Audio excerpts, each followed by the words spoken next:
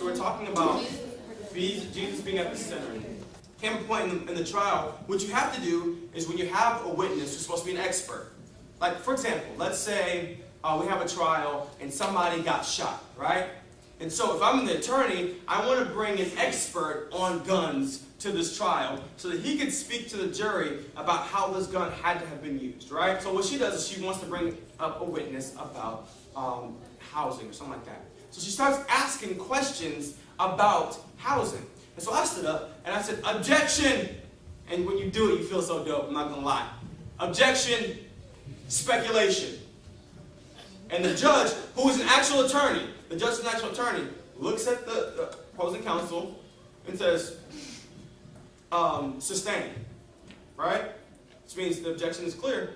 And she looks at me and she says, how is it speculation? She's an expert.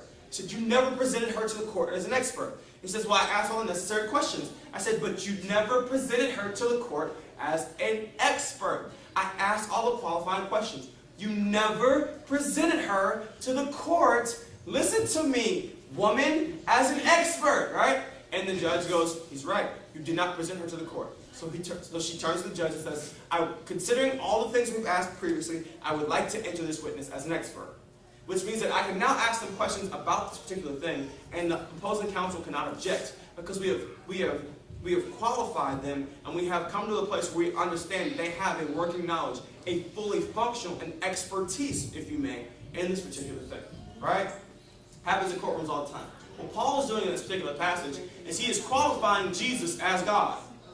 He is showing us the fullness of who Jesus is. But another thing he's doing, because when Paul wrote this letter to the people in Colossae, the city of Colossae, he had not gone to visit them yet.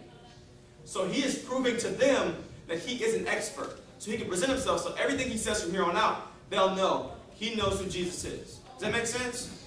So nobody ever wants to be in a situation where you claim to know somebody, but it's not true. Don't it make you mad when somebody's like, oh yeah, I know that person, and they start describing him and they don't know him? Like, for example, if somebody said, oh man, I met your youth pastor.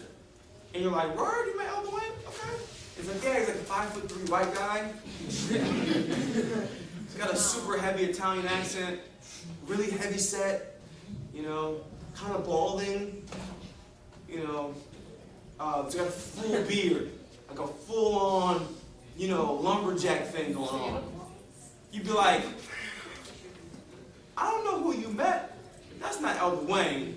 Elder Wayne is like 3 pounds soaking wet and 6'1", so no, it's not the same guy. No, I met him, for real. And I'm convinced that in this world, there are a lot of people who are claiming Jesus and saying Jesus is this. They've never met him until their witness, their testimony is flawed, is inherently bad.